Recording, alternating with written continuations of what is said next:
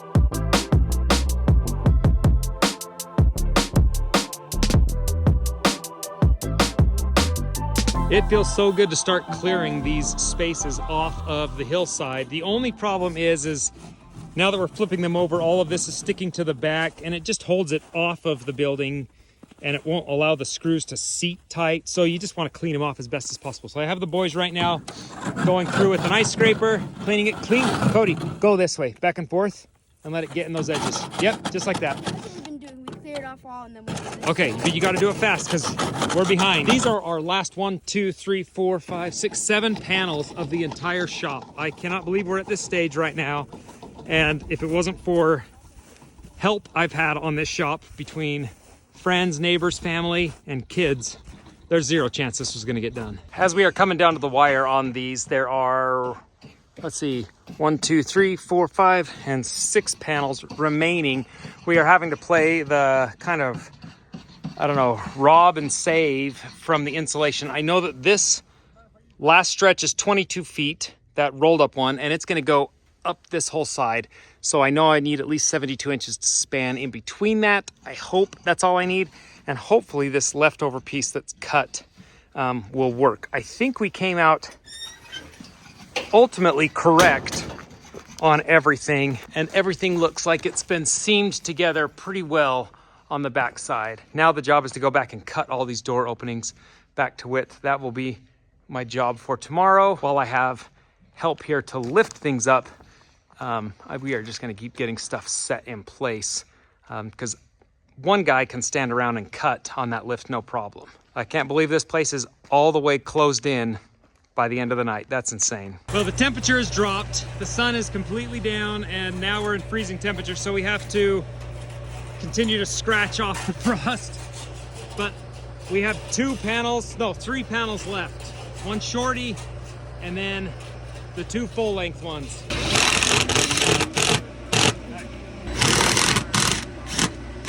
I'll pre-drill it, and then you just put it in. Okay? Okay. What's going on? That's it. Oh, keep going. Keep going. Keep going. A little more, a little more. Keep going. Easy. Oh, that's good, right there.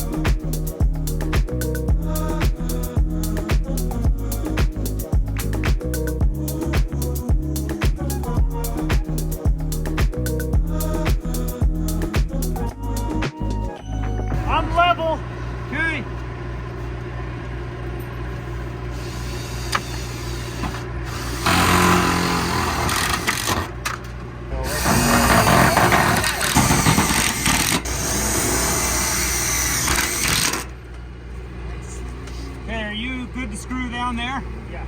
Okay, I'm gonna go back up top.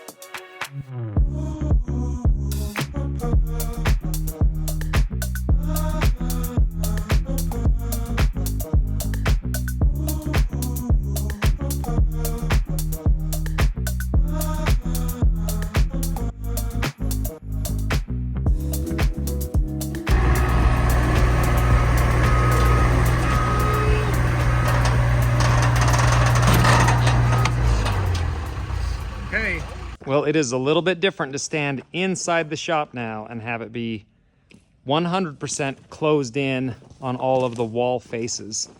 Tomorrow we start cutting all the trim back to all of these posts and on the outside as well and on the roof line. And we start cleaning up all of the edges, make them look spiffy, but we are closed in. And I was really nervous about the way some of the insulation was gonna look because we had to kind of scab together the remnants, and you can't tell. You honestly can't tell any of the areas we did that on over here. So I'm really happy that we were able to do so. Good morning. It is about 25 degrees outside.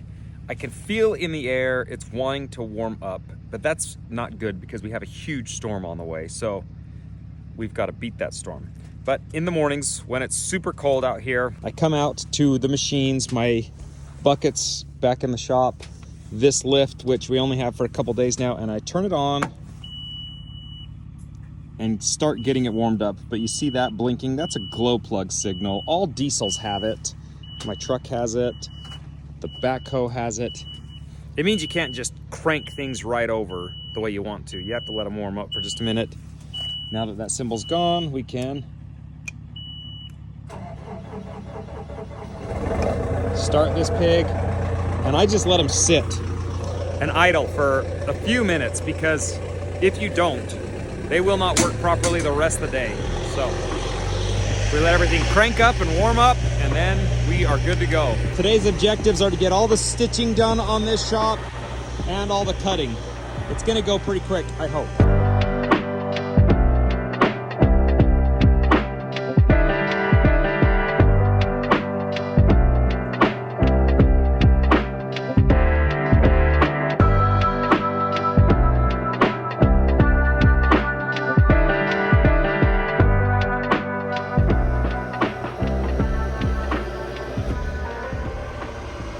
That's close, good enough.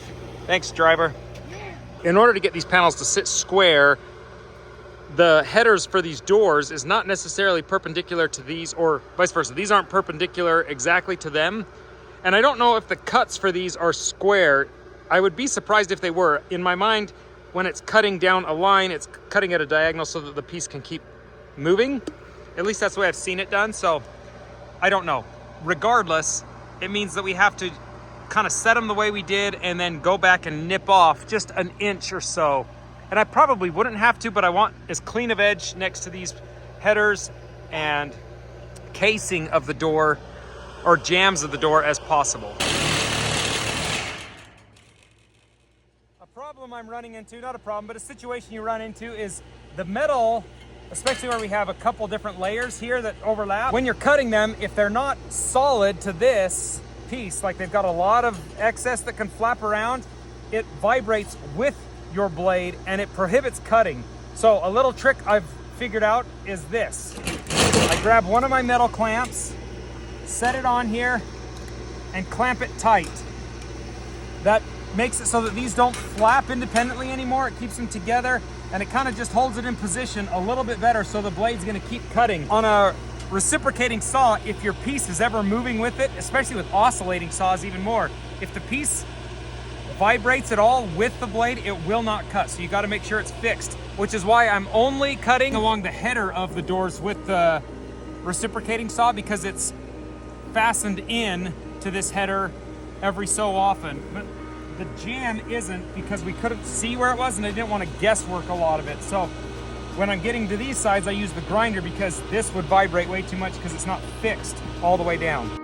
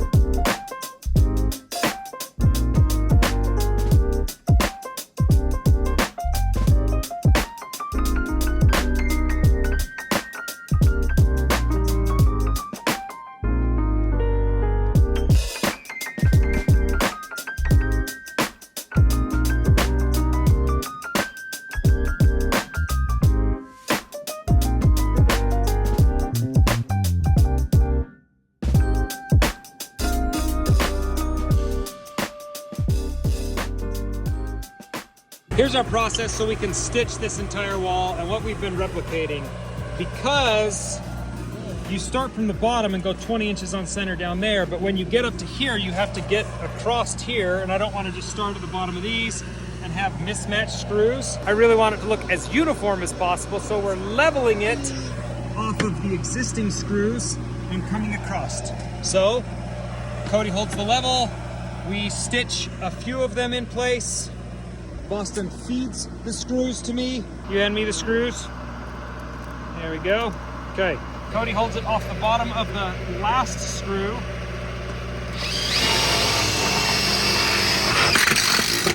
Okay, let's go to the next one.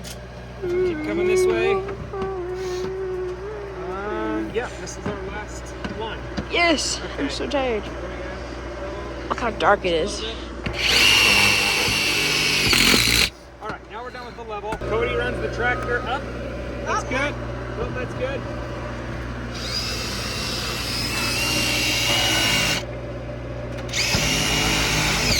I use the piece of wood that we've been using since the start for our stitching dimension. Some of these screws have too much paint and they don't stay in very well. Okay. I rest it on the next screw, or on the last screw. Okay. Cody, let's go up just a little bit. Yep, we're already done over there. Okay, go up. Okay, boom out just a little bit. Perfect. Okay, that's good. Rest it again there.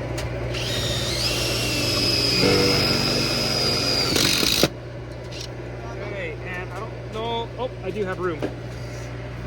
My rule of thumb is, if I put this on and it's touching there, I don't need to go anymore.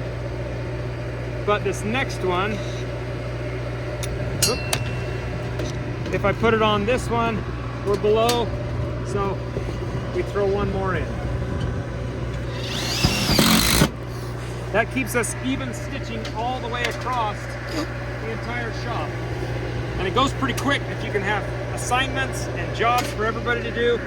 And if you can use the width of the bucket to get as many sheets as possible. Good job, boys. Well, you guys, believe it or not, this face of the shop is almost done. We still have all the trim out around the doors that we'll probably try and get done tomorrow, and rain gutters. There's a lot of trim out that we've got to finish, but ultimately we are fully enclosed and at least dried in as much as possible. All of the roof seams are completely dried in, so now water and snow can come and sit on that building all winter and we'll be just fine. So I think we're at a good spot for right now with the shop. If you like today's video, give it a thumbs up. If you're new to the channel, subscribe, and until next time, we'll see you guys later. And if you think the boys did a great job being my helpers, definitely give the video a thumbs up for them. Thanks, Cody and Boston.